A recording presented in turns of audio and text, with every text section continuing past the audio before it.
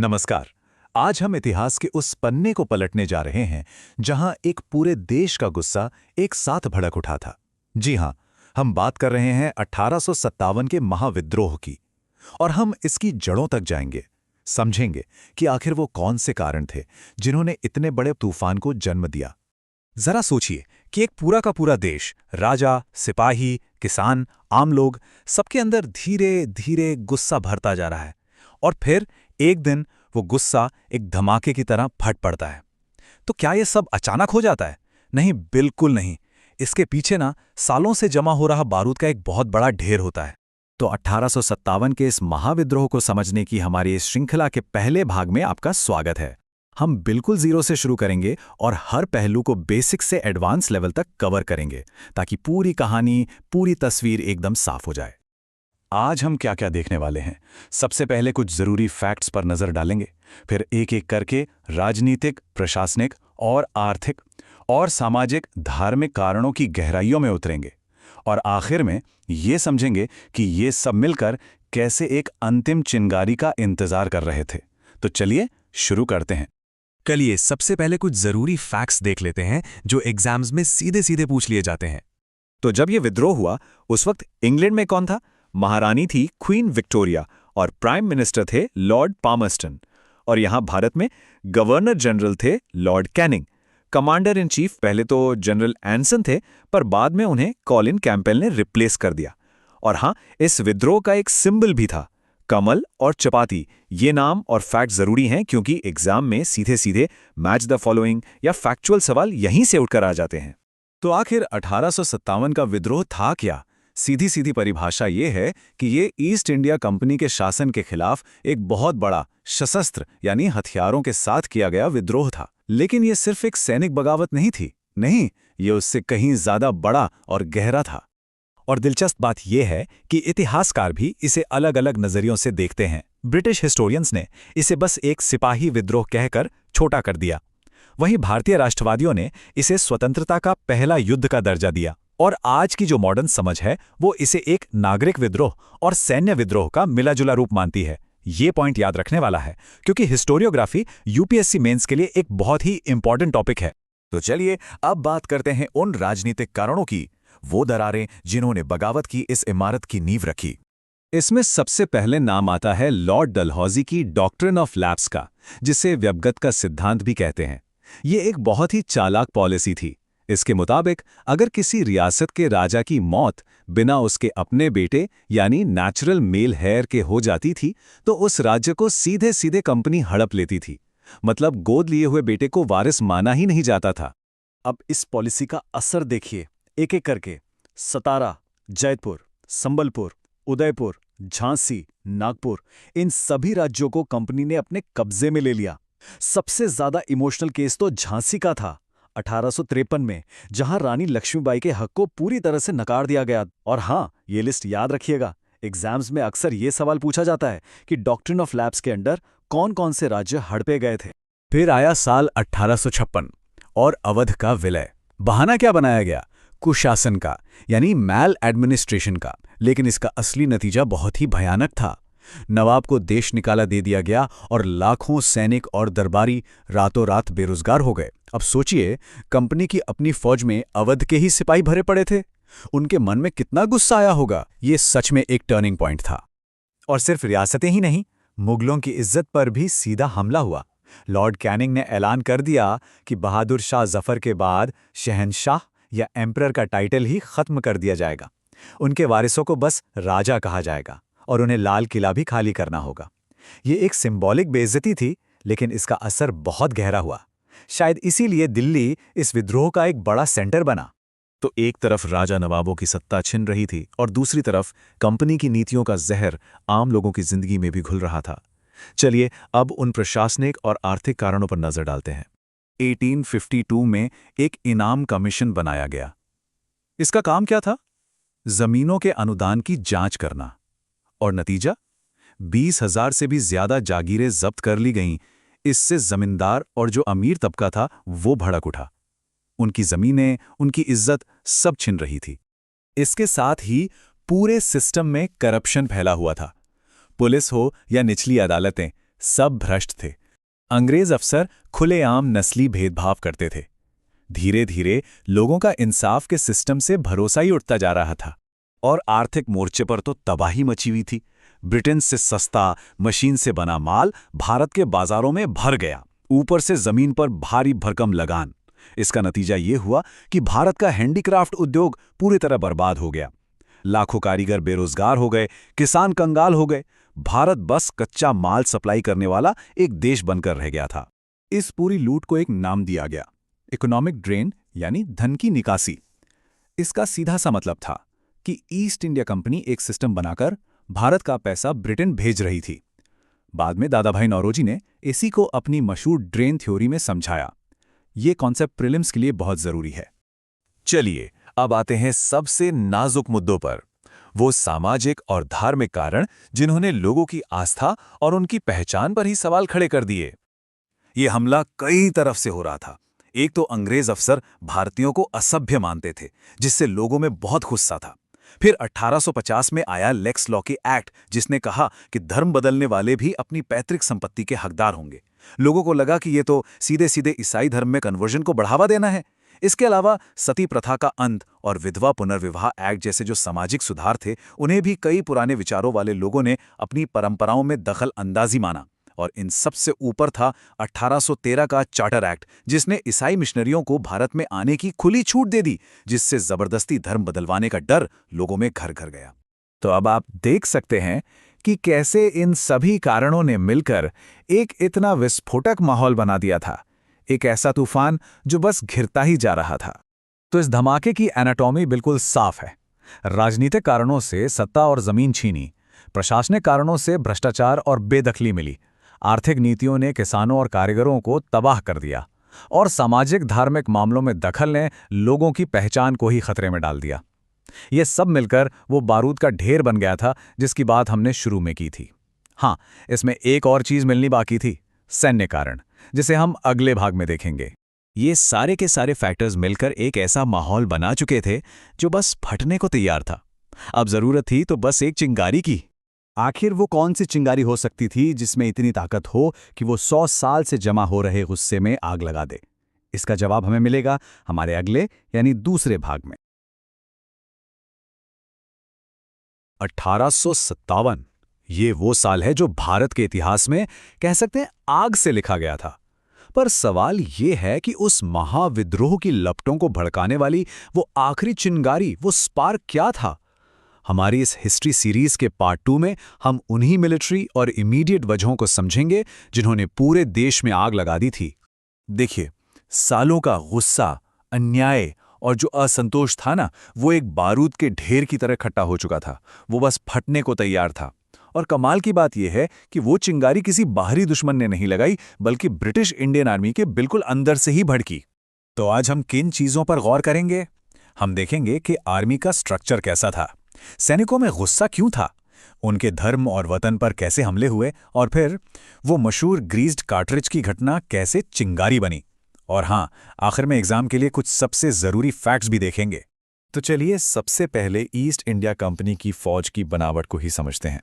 आखिर इसके स्ट्रक्चर में ऐसा क्या था जिसने इसे एक टिक टिक करते हुए टाइम बॉम्ब जैसा बना दिया था? अच्छा, उस वक्त कंपनी की आर्मी 3 मेन हिस्सों में बटी थी, बंगाल, बॉम्बे और मद्रास। लेकिन इन तीनों में से जो बंगाल आर्मी थी ना, वो सबसे ज्यादा सेंसिटिव और कह सकते हैं विस्फोटक थी। पर क्यों? आखिर बंगाल आर्मी में ऐसा क्या खास था? इसकी वजह छिपी थी बंगाल आर्मी की बनावट में। देखिए, इसमें ज्यादातर सिपाही अवध और बिहार की ऊंची जातियों के हिंदू थे। साथ ही मुसलमानों की भी एक अच्छी खासी तादाद थी। तो एक तरह से आर्मी का जो सोशल बेस था वो धर्म के मामले में बहुत नाजुक था, और ऊपर से सारे के सारे बड़े पद सिर्फ अंग्रेज अफसरों के लिए थे। चलिए अब उन शिकायतों को थोड़ा और गहराई से देखते हैं जिन्होंने भारतीय सिपाहियों के दिल में नाराजगी के बीज बो दिए थे। जरा सोचिए, आप अपनी पूरी जिंदगी पूरी वफादारी से फौज में सेवा करते हैं और आपको ये पता है कि आप ज्यादा से ज्यादा सिर्फ सूबेदार के पद तक ही पहुंच सकते हैं। ये सिर्फ एक रूल नहीं था, ये सीधे सीधे नस्ली भेदभाव था। एक ऐसी शीशे की दीवार जिसे कोई भी हिंदुस्तानी सिपाही कभी तोड़ नहीं सकता था। और ये भेदभाव सिर्फ प्रमोशन तक ही सीमित नहीं था, सैलरी में तो और भी ज्यादा था। एक भारतीय सिपाही को महीने के मिलते थे सिर्फ 7 रुपए, जबकि वही काम करने वाले एक ब्रिटिश सैनिक को 35 रुपए दिए जाते थे। ये तो सीधा सीधा 5 गुणों का फर्क था। जब हम इसे इस तरह से देखते हैं तो ये पैसों का फासला और भी साफ नजर आता है। भारतीय और अंग्रेज सैनिकों की कमाई के बीच की एक गहरी खाई उनके अंदर जबरदस्त गुस्सा भर रही थी। और मानो कम सैलरी काफी नहीं थी, उनके जो भत्ते थे, जिसे बत्ता कहते थे, वो भी कम कर दिए गए। हद तो तब हो गई जब उन्हें अपने देश से दूर फॉरेन सर्विस में भेजा गया और वहां मिलने वाला स्पेशल अलाउंस भी काट दिया गया। मतलब उनकी आर्थिक मुश्किलें बढ़ती ही जा रही थीं। अब आते हैं उन कानूनों पर जिन्हें सैनिकों ने अपने धर्म और अपनी मातृभूमि पर एक सीधा हमला समझा। साल था 1856। लॉर्ड कैनिंग एक नया कानून लेकर आए, जनरल सर्विस एनलिस्टमेंट एक्ट। इस कानून ने यह जरूरी कर दिया कि फौज में भर्ती होने वाले हर नए सिपाही को जरूरत पड़ने पर समंदर पार भी सेवा देनी होगी। ऊंची जाति के हिंदू सिपाहियों के लिए यह सिर्फ एक नया नियम नहीं, बल्कि उनकी आस्था पर एक बहुत बड़ा प्रहार था। तो सवाल यह है कि समंदर पार करना सिपाहियों के लिए एक धार्मिक संकट क्यों था? उस दौर में ये मान्यता थी कि काला पानी यानी समंदर पार करने से उनकी जाति भ्रष्ट हो जाएगी, उनका धर्म चला जाएगा। ये उनके लिए जिंदगी और मौत का सवाल था। फिर 1854 में एक और चोट लगी, पोस्ट ऑफिस एक्ट। पहले सैनिकों को अपने घर चिट्ठी भेजने के लिए कोई पैसा नहीं देना पड़ता था, एक सुविधा थी, लेकिन इस एक्ट ने वो सुविधा भी छीन ली। सुनने में शायद छोटी बात लगे, पर यह उनके लिए घर से इमोशनल और फाइनेंशियल दोनों कनेक्शन पर एक बड़ा हमला था। और अब एक बहुत ही जरूरी बात, जिसे अवध फैक्टर कहते हैं, ये जानना बहुत जरूरी है कि बंगाल आर्मी के लगभग 60% सैनिक सिर्फ अवध के इलाके से आते थे। वो सिर्फ एक विदेशी फौज के सिपाही नहीं थे, वो असल में उस जमीन से जुड़े हुए किसान थे। तो जाहिर है जब 1856 में अंग्रेजों ने अवध पर कब्जा कर लिया तो ये उन सैनिकों के लिए एक पर्सनल ट्रेजेडी बन गई। उनके नवाब को हटा दिया गया, उनके इलाके के बड़े बड़े लोग बेरोजगार हो गए और सैनिकों को लगा कि अंग्रेजों ने उनकी मातृभूमि को ही तबाह कर दिया है। ये सिर्फ एक पॉलिटिकल घटना नहीं थी, ये एक गहरा इमोशनल घाव था। और अब हम कहानी के उस क्लाइमैक्स पर पहुंचते हैं जहां सालों से जमा हुए गुस्से को एक छोटी सी चिंगारी ने महाविद्रोह की आग में बदल दिया। दिसंबर 1856 में आर्मी में एक नई राइफल आई, एनफील्ड राइफल। इसे लोड करने का तरीका पुराना नहीं था। इसके कारतूस को राइफल में डालने से पहले दांतों से काटना पड़ता था। और बस सारी प्रॉब्लम की जड़ यही थी। देखते ही देखते पूरी फौज में एक आग लगाने वाली अफवाह फैल गई। अफवाह यह थी कि नए कारतूसों पर जो चर्बी लगी है वो गाय और सूअर की चर्बी से बनी है। अब देखिए, गाय हिंदुओं के लिए पवित्र है और सूअर मुसलमानों के लिए हराम। इस एक अफवाह ने आर्मी के दोनों बड़े धार्मिक समूहों को सीधे सीधे नाराज कर दिया। तो असल में ये मामला सिर्फ एक कारतूस का था ही नहीं। सिपाहियों के लिए ये इस बात का पक्का सबूत बन गया कि अंग्रेज जानबूझकर एक साजिश के तहत उनके धर्म और उनकी जाति को खत्म करना चाहते हैं। ये वो पॉइंट था जहां उनका सब्र का बांध पूरी तरह टूट गया। और फिर चिंगारी बहुत तेजी से फैली। बैरकपुर से अफवाह उड़ी, सैनिकों ने कारतूस इस्तेमाल करने से मना कर दिया, उन्हें सजा दी गई। फिर मार्च 1857 में मंगल पांडे वाली घटना हुई और आखिर में 10 मई 1857 को मेरठ में विद्रोह पूरी तरह से भड़क उठा। चलिए अब उन मेन पॉइंट्स को एक बार फिर से पक्का कर लेते हैं जो एग्जाम के नजरिए से बहुत जरूरी हैं। तो एक छोटा सा recap, general service enlistment act किस साल पास हुआ था और एनफील्ड राइफल कब लाई गई थी? जी हाँ, सही जवाब है 1856 और दिसंबर 1856। इन तारीखों को अच्छे से याद रखना है। तो आज हमने ये समझा कि 1857 का विद्रोह कोई अचानक हुई घटना नहीं थी, बल्कि ये सालों से जमा हुए गुस्से का एक नतीजा था। लेकिन एक सवाल अब भी बाकी है, एक फौजी बगावत पूरे देश में एक जन विद्रोह में कैसे बदल गई? हमारी अगली कड़ी में हम विद्रोह के फैलाव और उसके मुख्य केंद्रों पर बात करें।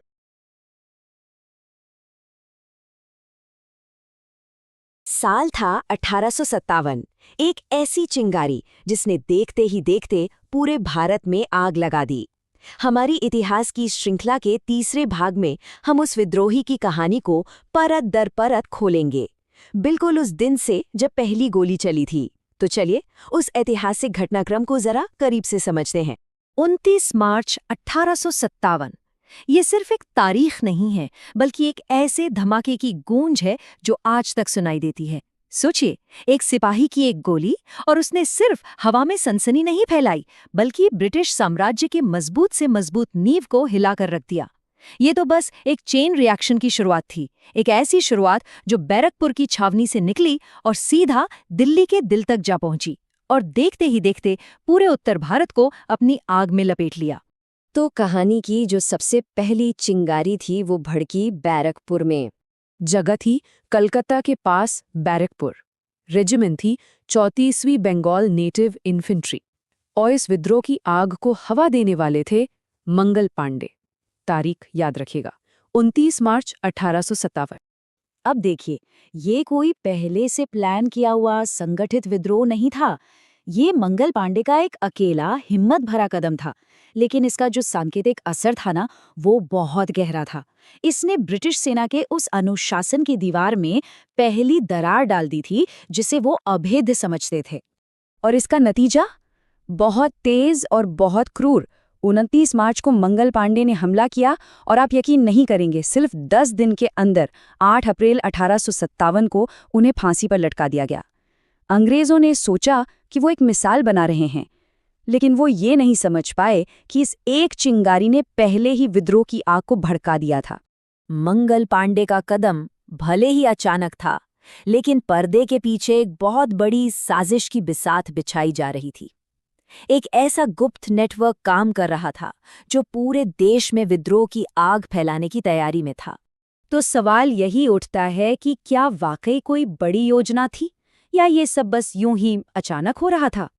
जी हाँ, एक योजना थी और उसके लिए एक तारीख भी चुनी गई थी जब पूरे उत्तर भारत में एक साथ एक ही दिन बगावत की ज्वाला भड़कनी थी, और वो तारीख थी 31 मई 1857।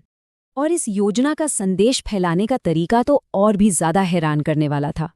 आम लोगों के बीच गांव-गांव में चपातियां यानी रोटियां पहुंचाई जा रही थीं और सैनिकों की टुकड़ियों के बीच कमल का फूल एक हाथ से दूसरे हाथ जा रहा था। ये एक खामोश और बहुत ही अनोखा ऐलान था आने वाले विद्रोह का। लेकिन देखिए, इतिहास हमेशा योजनाओं के हिसाब से तो नहीं चलता। असली धमाका तय तारीख से बहुत पहले मेरठ में हो गया। मेरठ में जो हुआ वो बहुत तेजी से हुआ। सबसे पहले 85 सिपाहियों ने नए एनफील्ड कारतूस इस्तेमाल करने से साफ इनकार कर दिया। फिर 9 मई को उन्हें सबके सामने अपमानित करके सजा दी गई, और बस यही अपमान बाकी सिपाहियों के लिए बर्दाश्त से बाहर था। अगले ही दिन 10 मई को उन्होंने विद्रोह कर दिया, जेल पर धावा बोला और अपने साथियों को आज़ाद करा लिया। तो इस बात को ऐसे समझिए, अगर बैरकपुर एक चिंगारी थी तो मेरठ वो बारूद का ढेर था जिसने असल में धमाका किया। ये जो फर्क है ना, इसे समझना सबसे जरूरी है। मेरठ में बगावत के बाद इस सिपाहियों ने अपना अगला कदम तय किया और वो था दिल्ली की ओर मार्च। लेकिन दिल्ली ही क्यों? सवाल ये है क्योंकि दिल्ली मुगल साम्राज्य की ऐतिहासिक राजधानी थी। एक बहुत बड़ा प्रतीक। दिल्ली पर कब्जा करने का मतलब था राजनीतिक वैधता हासिल करना।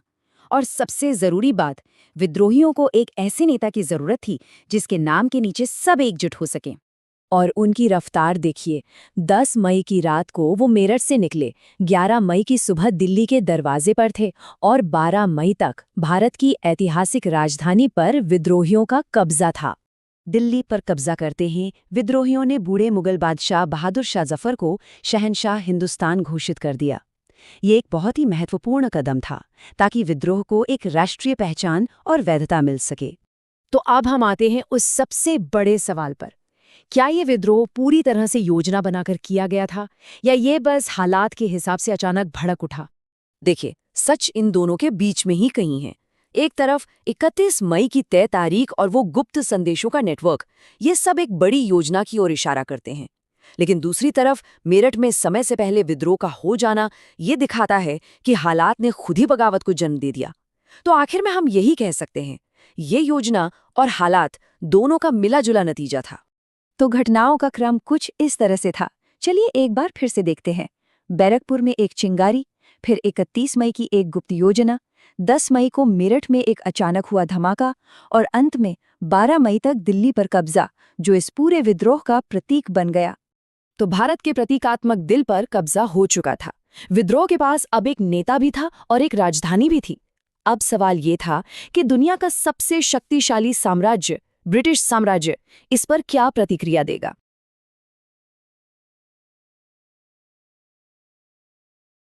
1857 का विद्रोह ये सिर्फ एक तारीख नहीं है, ये तो पूरे देश में फैली एक आग थी।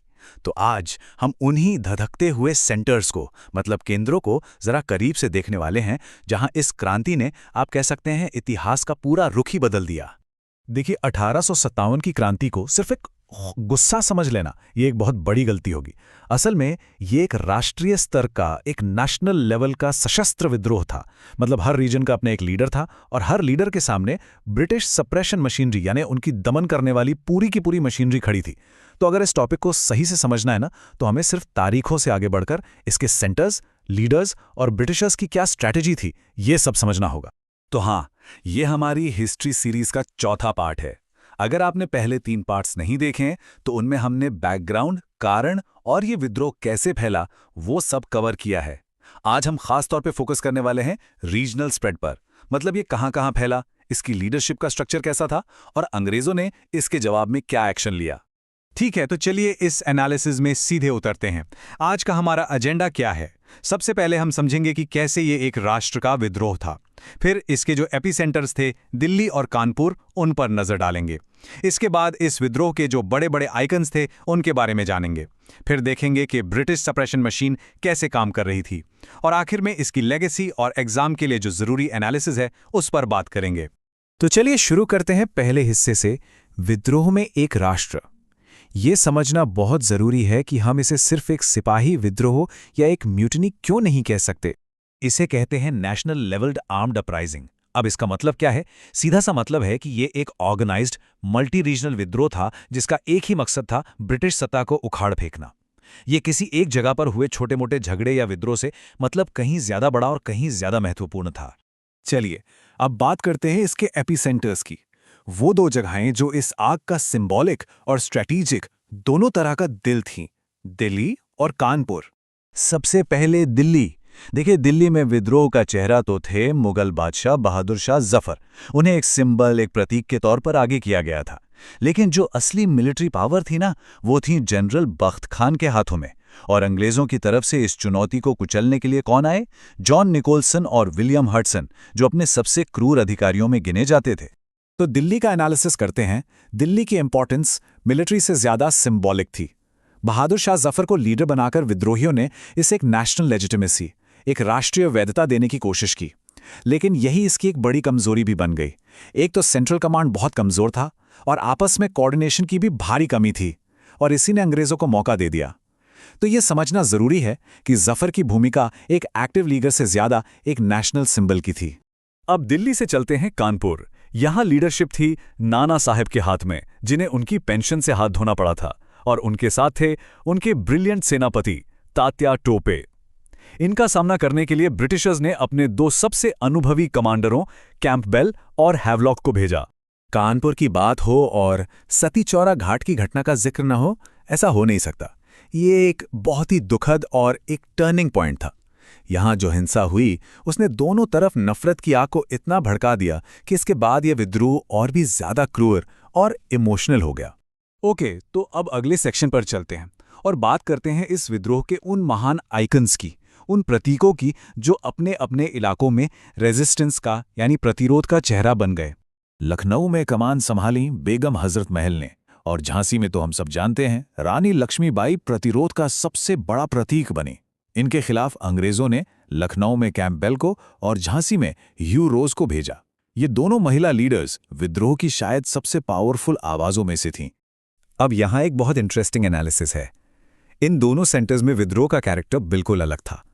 लखनऊ में ये एक तरह का जन आंदोलन था, मतलब आम लोग भी सैनिकों के साथ कंधे से कंधा मिला के लड़ रहे थे।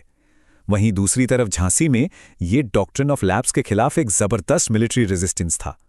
मतलब दत्तक पुत्र को उत्तराधिकारी न मानने की जो अंग्रेजी पॉलिसी थी, उसके खिलाफ एक सीधी लड़ाई, जिसकी कमान खुद रानी लक्ष्मीबाई के हाथों में थी।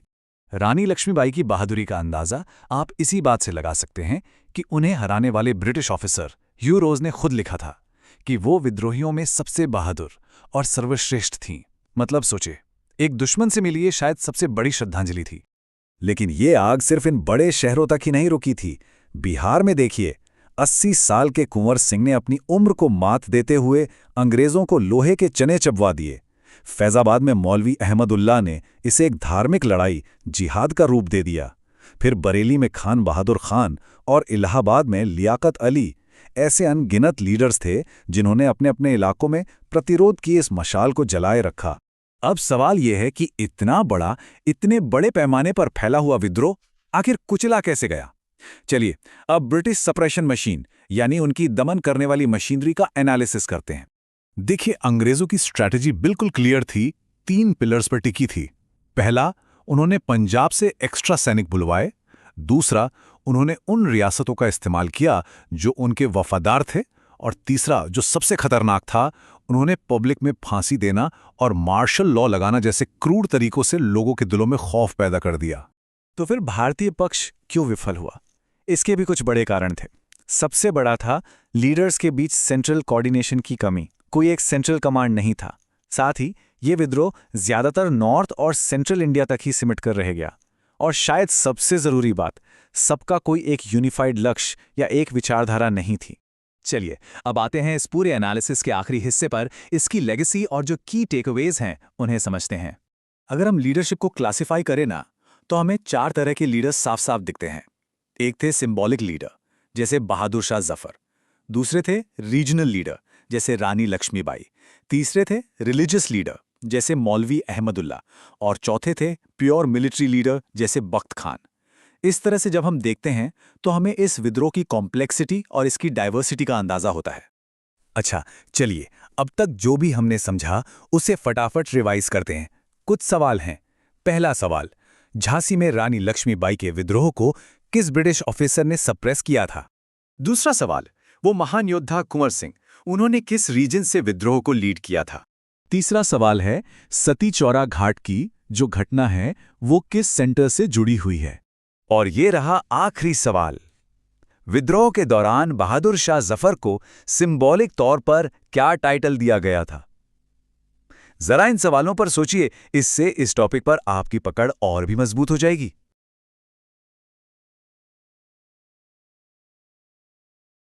स्वागत है आपका एसएससी डिस्कशन पॉडकास्ट में।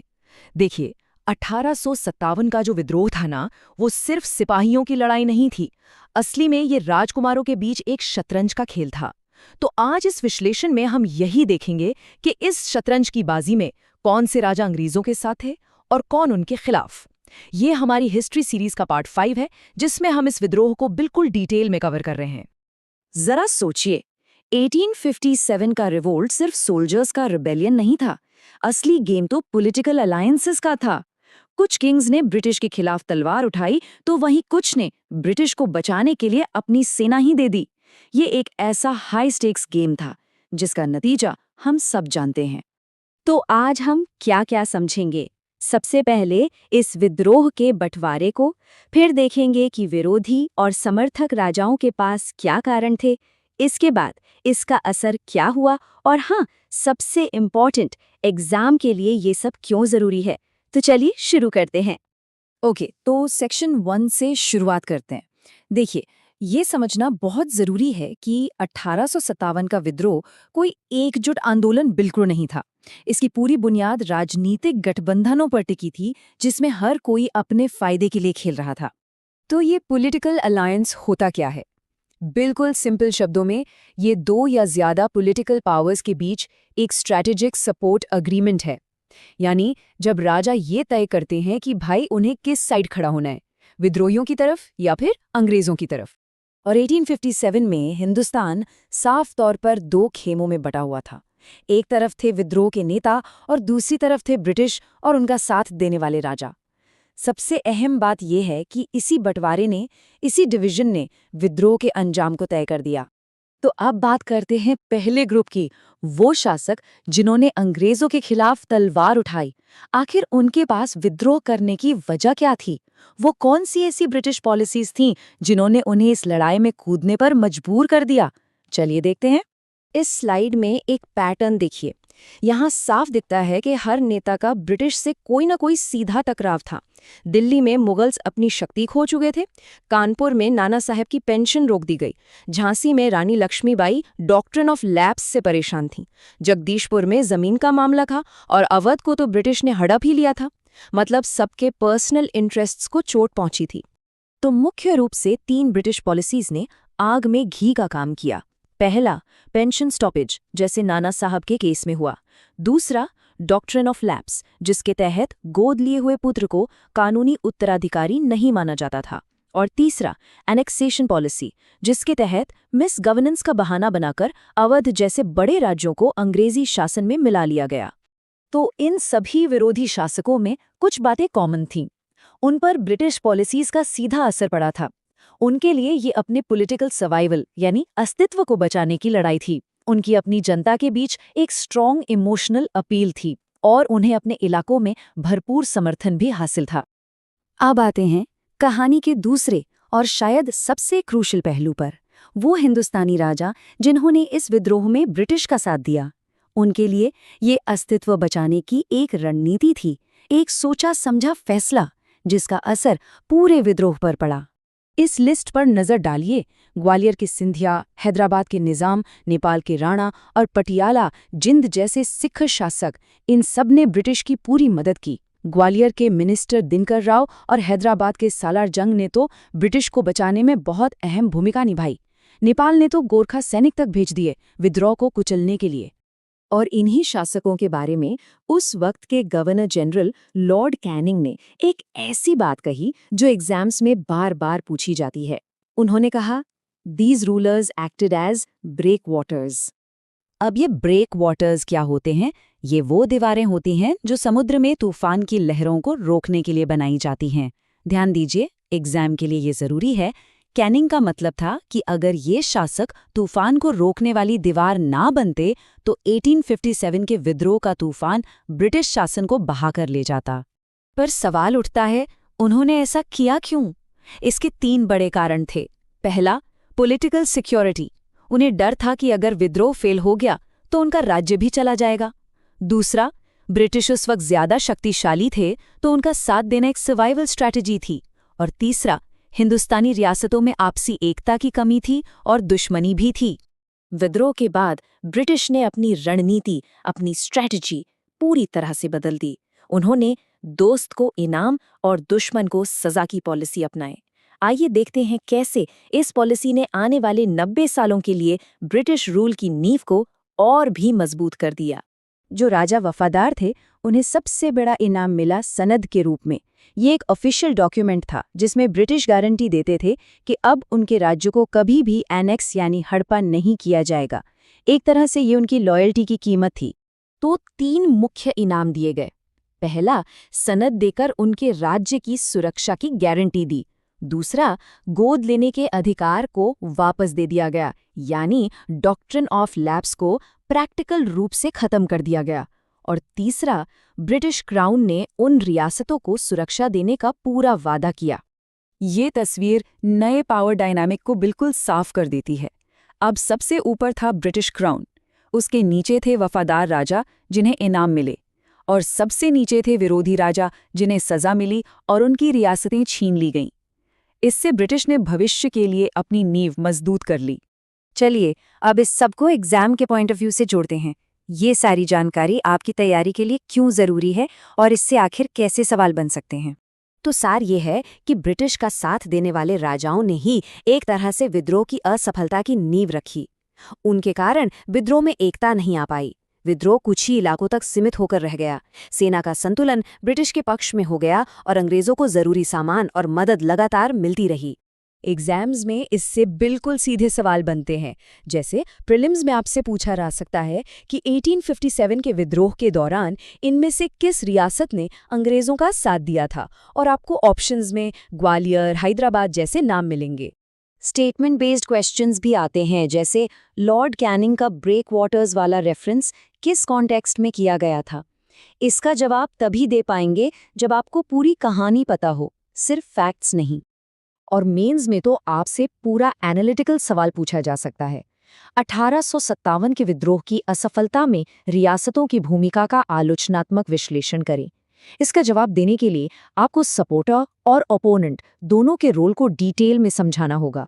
तो इस पूरी चर्चा से ये साफ है कि 1857 का विद्रोह एक एकजुट राष्ट्रीय आंदोलन से कहीं ज्यादा एक बिखरा हुआ राजनीतिक मंजर था, और इसी विभाजन ने, इसी डिवीजन ने ब्रिटिश शासन को एक नई जिंदगी दी। ये सोचने वाली बात है कि ये डिवाइसिवनेस आगे चलकर भी भारतीय इतिहास को कैसे प्रभावित करती रही। अगले हिस्से में हम विद्रोह की असफलता के दूसरे कारणों पर चर्चा करेंगे।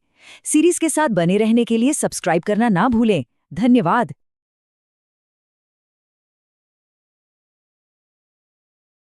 1857। आखिर ये था क्या?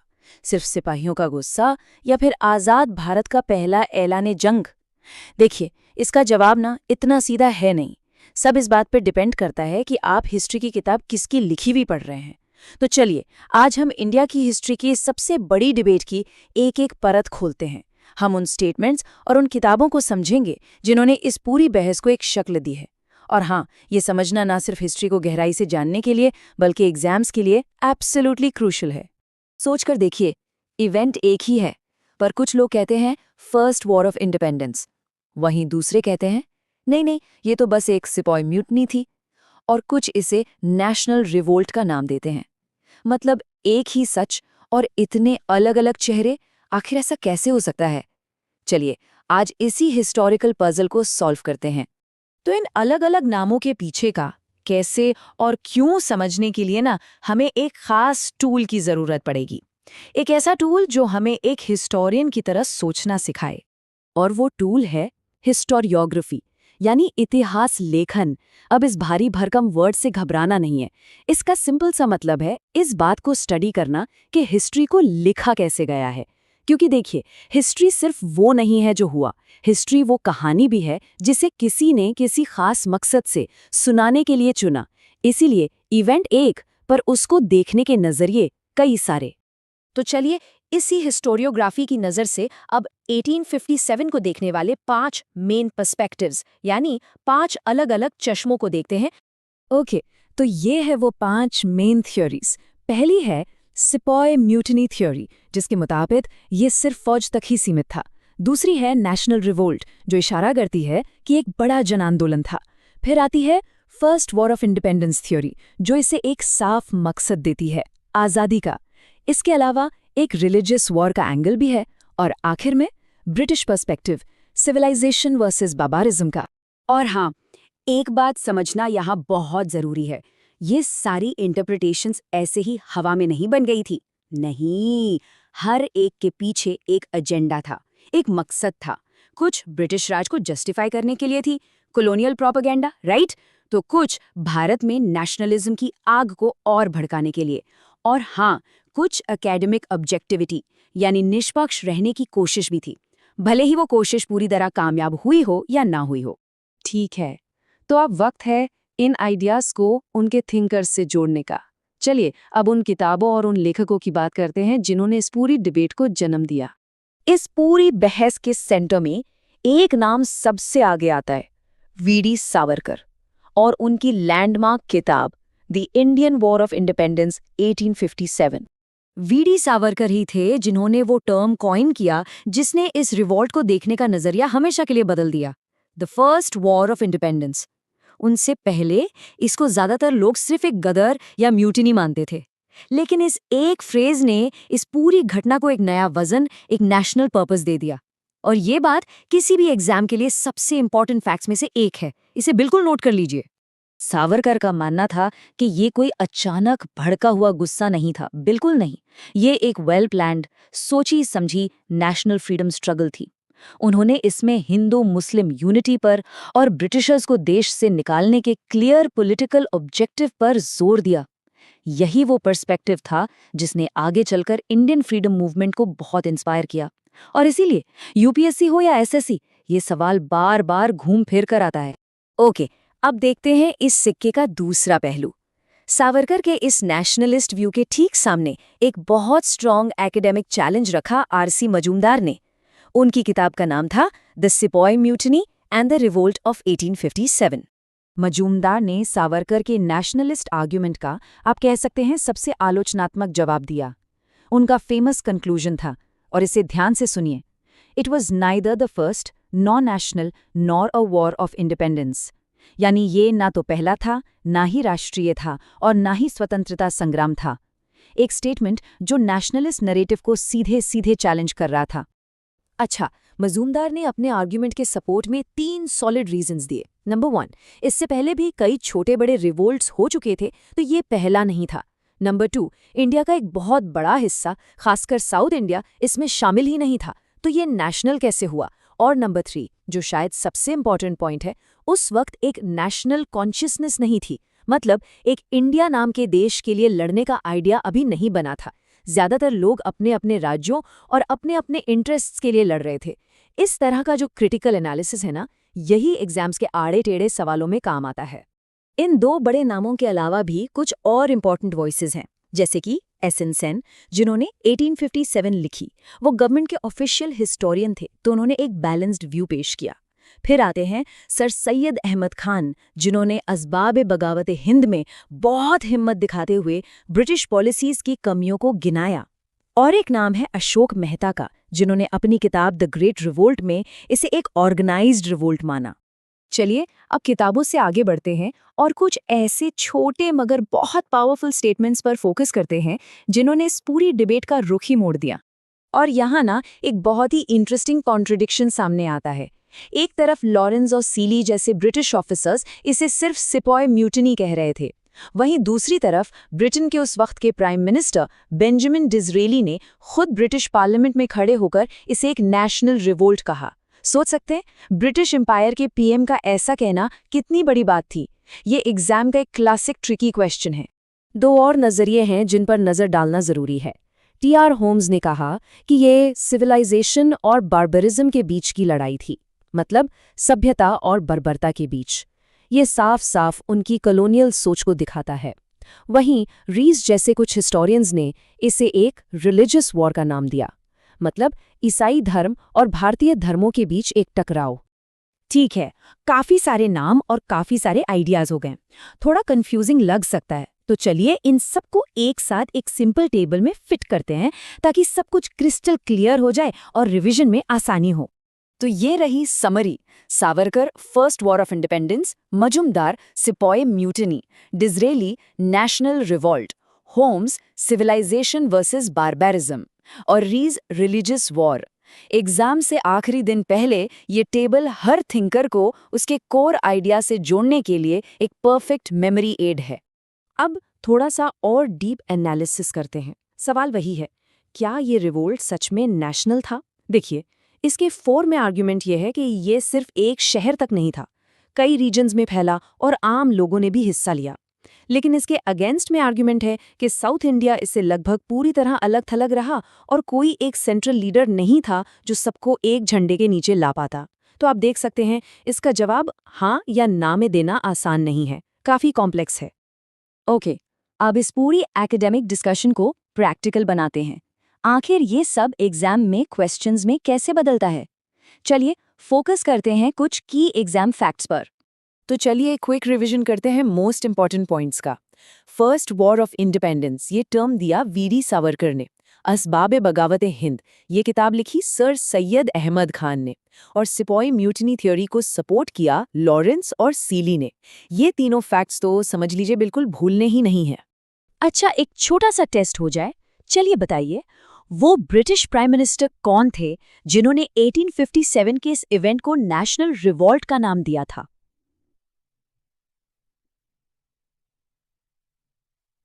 थोड़ा सोचिए, याद आया?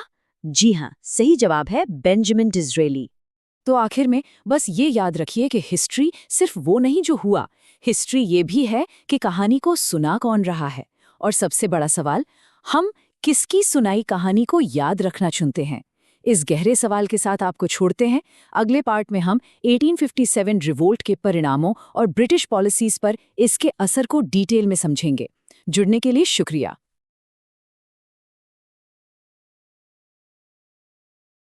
1857 का विद्रोह, इसकी असफलता, इसके बाद मिली सजाएं और इसका नतीजा क्या निकला, चलिए इस बड़ी कहानी के आखिरी और सबसे जरूरी हिस्से को अब समझते हैं।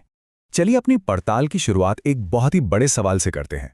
जरा सोचिए, अगर 1857 का ये संग्राम नाकाम ना होता तो क्या भारत का इतिहास आज कुछ और होता?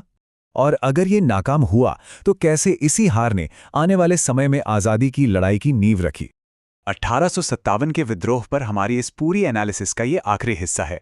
अगर आपने पूरी सीरीज देखी है तो ये टॉपिक चाहे प्रीलिम्स हो या मेंस, दोनों के नज़रिए से बिल्कुल पक्का हो जाएगा। तो सबसे पहला सवाल, इतनी बड़ी और बहादुर बगावत आखिर नाकामयाब हुई क्यों? चलिए इसकी असफलता के कारणों को एक एक करके ठीक से समझते हैं। देखिए, जब हम कहते हैं कि विद्रोह असफल हुआ तो इसका मतलब साफ है। इसका जो मुख्य लक्ष्य था, यानी भारत से ब्रिटिश हुकूमत को पूरी तरह से उखाड़ फेंकना, वो पूरा नहीं हो सका।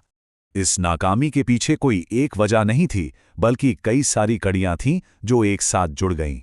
संगठन और एक मजबूत लीडरशिप की कमी, विद्रोह का तय वक्त से पहले शुरू हो जाना, अंग्रेजों के बेहतर हथियार और टेक्नोलॉजी और पूरे देश से एक साथ समर्थन का ना मिलना। आइए इन्हें थोड़ा और करीब से देखते हैं।